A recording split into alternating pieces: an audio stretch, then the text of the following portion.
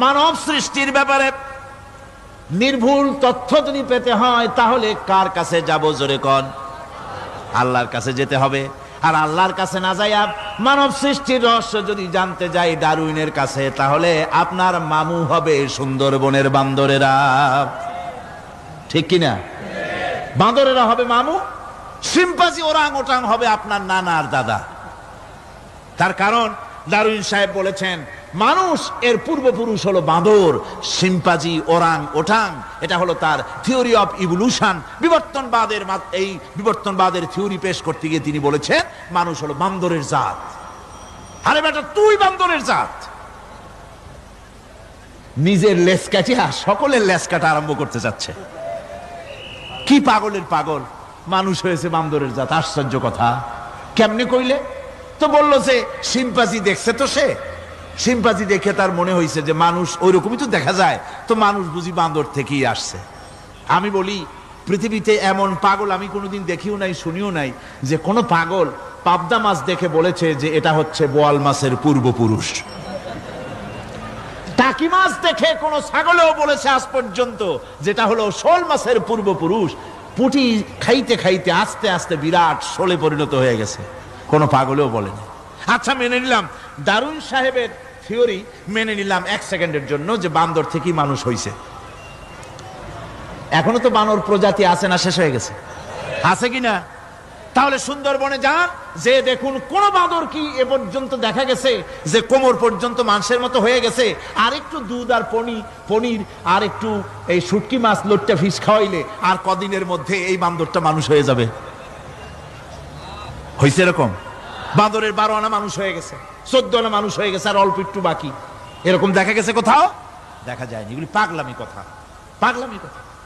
মানুষ বানর থেকে আসেনি, মানুষ ওরাং ওটাং থেকে আসেনি, মানুষ শিম্পাঞ্জি থেকে আসেনি। মানুষ এসছে কোত্থেকে?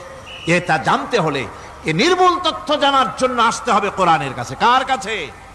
আল্লাহ রাব্বুল আলামিন তার হাবিবের মুখ থেকে মানব সৃষ্টি রহস্য তিনি উদ্ঘাটন করে দিয়েছেন। তিনি বলেছেন, দুনিয়াবাসীকে শুনিয়েছেন, ফালয়ানজুরিল ইনসানু মিম্মা খুলিকা মিম্মা ইন দাফিকিন ইয়াখরুজু মিন বাইনিস সুলবি ওয়াত তারাইব। আল্লাহ পাক বলেন, মানুষ কি তার সৃষ্টি রহস্য দেখে না? কেমনে তাকে আমি সৃষ্টি করেছি? মায়ের বক্ষ পিঞ্জর থেকে, বাপের পৃষ্ঠ থেকে সবেগে নির্গত এক ফোঁটা নাপাক পানি দিয়ে আমি আল্লাহ মানুষকে সৃষ্টি করেছি। বান্দর থেকে নয়, ওরাংওটাং থেকে নয়, শিম্পাঞ্জি থেকে নয়। মানুষের অরিজিন মানুষ। আদম থেকে তোমরা জন্মগ্রহণ করেছো, আদম এসেছে মাটি থেকে, তোমরা এসেছো আদম থেকে। সুবহানাল্লাহি ওয়া বিহামদিহি। এটাই হলো মানব সৃষ্টি রহস্যের কথা আল্লাহ পাক বলে দিয়েছেন।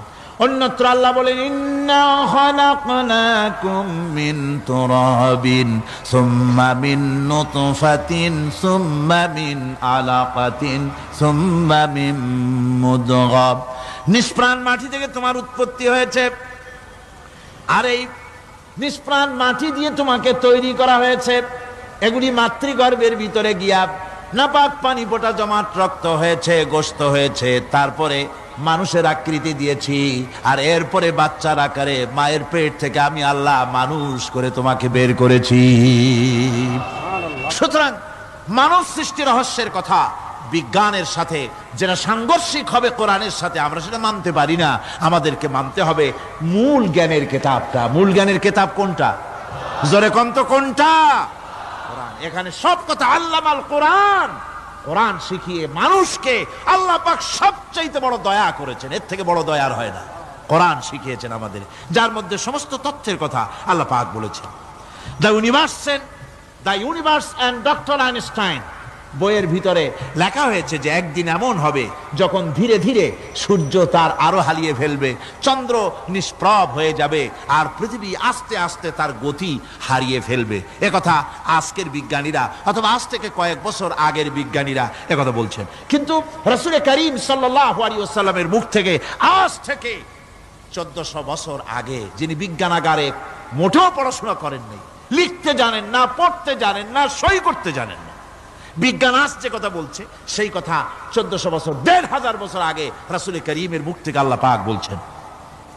কোরআনে কারীম বলছে ইয়াসআলু আইয়ানা ইয়াউমুল কিয়ামা ফাইযা বারিকাল বাসারু ওয়া খাসাফাল কামারু ওয়া জুমিআশ শামসু ওয়াল কামার।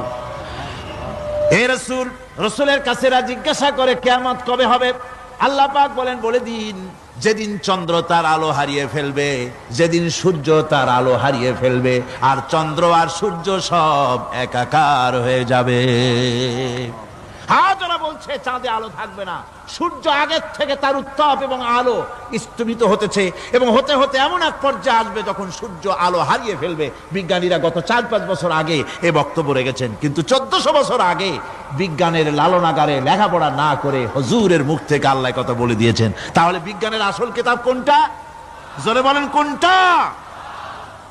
আল্লাহ পাক আরো বলেন ইজা শামসু কুবিরাত ওয়া ইযান নুজুমুন কাদারাত ওয়া ইযাল জিবালু সুজ্জিরাত। তারকাগুলি, সূর্যের আলো থাকবে না, নক্ষত্রগুলো স্থানচ্যুত হয়ে যাবে, কক্ষচ্যুত হয়ে যাবে, পাহাড়গুলিকে পরিচালিত করে দেওয়া হবে, কিছুই থাকবে না, সব শেষ হয়ে যাবে।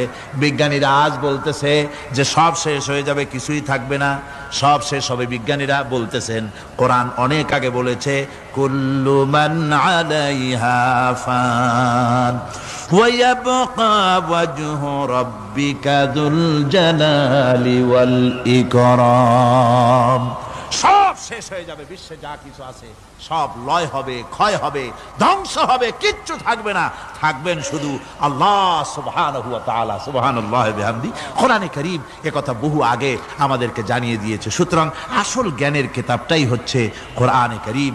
এই কোরআনের কাছে আমরা যত যেতে পারবো, যত কোরআন বুঝতে পারবো, ততই আমাদের জন্য আমরা সমৃদ্ধ হতে পারবো, আমাদের উপর আল্লাহর রহমত আসবে, আমরা সমাজ চালাতে পারবো, আমরা দেশ চালাতে পারবো, আমরা দুনিয়ায় শান্তি পাবো, আমরা আখিরাতেও মুক্তি লাভ করতে পারবো। কোরআনে কারীম সমস্ত বিজ্ঞানের উৎস, দর্শনের উৎস। এইটা না জানলে কিছুই জানা হয় না, এটা জানা হলে সব জানা হয়। পণ্ডিত আপনার ডক্টর শহীদুল্লাহ, আল্লাহ জান্নাত নসিব করুন, সবাই বলুন আমিন। তিনি বলতেন, বড় বড় সেমিনারে গিয়ে বলতেন তিনি, যে আপনারা যারা বক্তব্য রাখতে এসেছেন, জনগণকে বলছি না, যারা বক্তব্য রাখতে এসেছেন, এমএ পাস করেছেন, ডিগ্রি করেছেন, পিএইচডি করেছেন, এভারসিএস করেছেন, বহু কিছু ডিগ্রি আপনারা লাভ করেছেন, নামের আগে 6 হাত লম্বা ডিগ্রি আপনারা লাগাইছেন, আপনারা পণ্ডিত ঠিকই, কিন্তু এই কোরআন শরীফের জ্ঞান যদি আপনাদের না থাকে, আপনারা পণ্ডিত, তবে আপনারা মূর্খ পণ্ডিত। কি পণ্ডিত? কি পণ্ডিত? মূর্খ পণ্ডিত। ওরা বলে যে মৌলবীরা জানে কি, মৌলবীরা জানে কি? আরে ভাই, মৌলবীদের কাছে তো আসল জ্ঞান আছে। সুবহানাল্লাহি ওয়া বিহামদি। এখানে সবটা আছে। আপনারা এখানে আসেন, এটা বিশ্বাস করলে আপনি সবটা পেয়ে যাবেন। কোরআন বিশ্বাস করতে পারলে, কোরআন জানতে পারলে আপনি সব জানবেন। কোরআনে কারীমের মধ্যে আল্লাহ পাক কত কথা বলেছেন। এর মধ্যে আছে আল্লাহ পাক বলেছেন আফালা ইয়ানজুরুনা ইলাল ইবিলি কাইফা খুলিকাত। এই যে আমি উটগুলারে বানাইছি, কেমনে বানাইলাম তোমরা কি দেখছো? উট কেমনে বানিয়েছি? মুফাসসিরিনে কেরাম এর উপরে অনেক আলোচনা করেছেন।